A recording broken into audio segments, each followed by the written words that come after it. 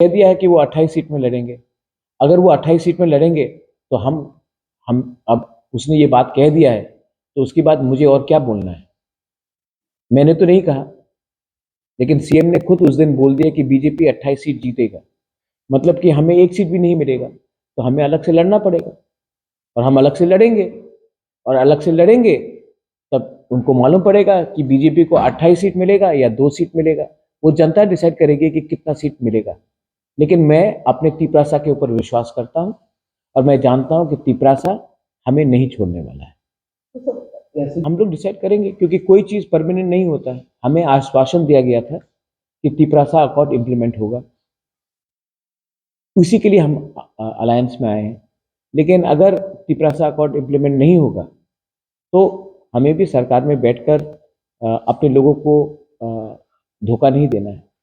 तो मैं central government तो मुझे कुछ और कहता है, स्टेट गवर्नमेंट कुछ और कहती है। तो मुझे लगता है कि सेंट्रल गवर्नमेंट तैयार है तिपरासा अकॉर्ड को इम्प्लीमेंट करने के लिए। स्टेट में भी बहुत लोग तिपरा जो बीजेपी से है वो हमको सपोर्ट करते हैं, लेकिन एक दो लीडर्स हैं जिनको लगता है कि अगर तिपरासा अकॉर्ड इम्प्लीमेंट हुआ तो जनजाति उठ जाएगा और जनजाति उठेगा तो उनको वो चाहते नहीं कि तिपरासा उठे, इसी के लिए तिपरासा अकॉर्ड इम्प्लीमेंट नहीं कर रहे। तो ये उनका दुकान है, वो दुकान को चलाना चाहते हैं। मैं अपने लोगों को कुछ देना चाहता हूँ। मेरा दुकान नहीं है, उनका दुकान है। लेकिन मुझे लगता है कि जब तक जो बात अमित शाह ने सबके सामने बोला था, जो ए.के. मिश्रा ने सबसे पहले कहा था, अगर वो बात इंप्लीमेंट होता है तो वेरी गुड, अगर नहीं होता है तो हमको भी सोचना पड़ेगा। लास्ट एक सवाल, आपने का आदर हम सब करते हैं और गांधी का नाम को हम कभी भी डिसरिस्पेक्ट नहीं कर सकते। ये जो रेगा का जो नाम बदला गया है, मुझे लगता है कि इसमें क्या उनका इंटेंशन है वो खुद ही बता सकते हैं। मैंने उसमें इतना गहराई से, क्योंकि I been busy with our Kokborok Kaubru आंदोलन, बांग्लादेश में क्या हो रहा है ये सब में हम बात कर रहे हैं। मुझे लगता है कि पार्लियामेंट में ये सब में डिबेट ना होकर हमको डिबेट करना चाहिए कि आने वाले दिन में हम अपने पड़ोसी के संग क्या करेंगे। हमारा इकोनॉमिक कंडीशन आज, जब सब जीडीपी के बारे में बात करते हैं, हम लोग फाइनेंशियल ग्रोथ के बारे में बात कर रहे हैं, ह्यूमन ग्रोथ के बारे में बात नहीं कर रहे। जो गरीब था, यहाँ में आप लोग सब जर्नलिस्ट हैं, पिछले 7-8 साल में आप लोग अमीर हुए हैं, लेकिन हमें बताया जाता है कि आप हिंदुस्तान उठ रहा है। आप सच में उठे हैं कि नहीं उठे? तो हम लोग ह्यूमन इंसान के बारे में बात नहीं कर रहे, हम लोग स्टॉक मार्केट के बारे में बात कर रहे हैं, हम जीडीपी के बारे में बात कर रहे हैं, लेकिन एक्चुअल ग्रोथ होता है देश का, नागरिक का। उसके बारे में ज्यादा बात करें। हम लोग वंदे मातरम के बारे में बात करें, वंदे मातरम तो हम सब मानते हैं,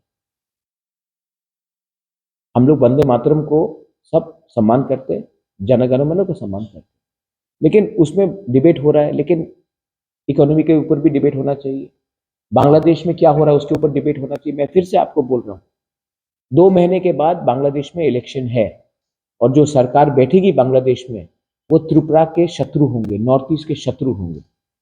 उसके बाद एक पूरा देश यहां से सिर्फ 3 किलोमीटर दूर है ये, जब वो आपके खिलाफ फाइट करेगा तब हमको भी सवाल पूछना पड़ेगा कि तब तिपरा मोथा, आईपीएफटी, बीजेपी, कांग्रेस, सीपीएम एक दूसरे से फाइट करना चाहिए या हिंदुस्तानी होकर उनको सबक सिखाना चाहिए। आज वो हमारा राज्य को तोड़ने के बारे में बात कर रहे हैं, हमारे नॉर्थ ईस्ट को तोड़ने के बारे में बात कर रहे हैं। मैं कहता हूं बांग्लादेश को तोड़ो। मैं कहता हूं कि अगर, यहां मैं मीडिया के सामने मैं बोल रहा हूं, अगर तिपरा मोथा को 1 घंटा का टाइम दिया जाए ना, ये जो बांग्लादेश का हाई कमिश्नर है, ये हाई कमीशन है, मैं इनको 20 मिनट के अंदर वापस ढाका भेज दूंगा। हमारे लोगों को मारा जाता है, माइनॉरिटीज को मारा जाता है, मंदिर को तोड़ा जाता है, चर्च को जलाया जाता है, हमारे जनजाति को, बंगाली हिंदू को जबरदस्ती कन्वर्ट करने की कोशिश किया जाता है।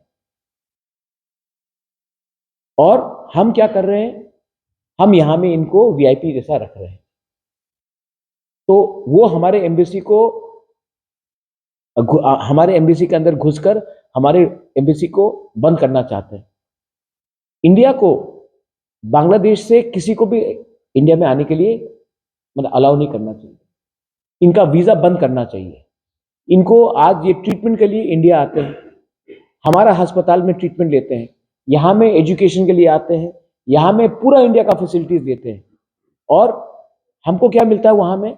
हमको गाली सुनना पड़ता है। बोलता है कि एक मैंने स्टेटमेंट देखा कि आप लोग गौमूत्र पीते हो, अब गाय का मांस को खिलाएंगे। ये कोई भाषा है? और गवर्नमेंट ऑफ इंडिया अभी भी स्ट्रांग पोजीशन नहीं ले रही, मुझे मालूम नहीं क्यों। मैंने एक स्टेटमेंट देखा कि शेख हसीना को आप प्लीज हैंड ओवर कर दीजिए बांग्लादेश में, हिंदुस्तान और बांग्लादेश का प्रॉब्लम ठीक हो जाएगा। तो दलाई लामा को भी चाइना को दे दे? क्या हमारे थिंकिंग में है? हम जो हमारा दोस्त है उनको हम हैंड ओवर कर दे कि वो उनको कल मार दे? और यहां में आप देखिए, जो उस दिन रविंद्र भवन के सामने स्टेटमेंट आया,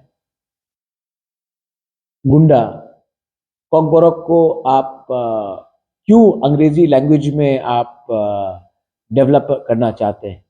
तो स्टेट गवर्नमेंट 125 विद्या ज्योति स्कूल्स खोल रहा है, इंग्लिश मीडियम स्कूल्स। अगर आपको इंग्लिश से इतना प्रॉब्लम है तो आप प्लीज एक ऑर्डर पास कर दीजिए कि मंत्री और एमएलए का बच्चा इंग्लिश मीडियम स्कूल में नहीं पढ़ेगा।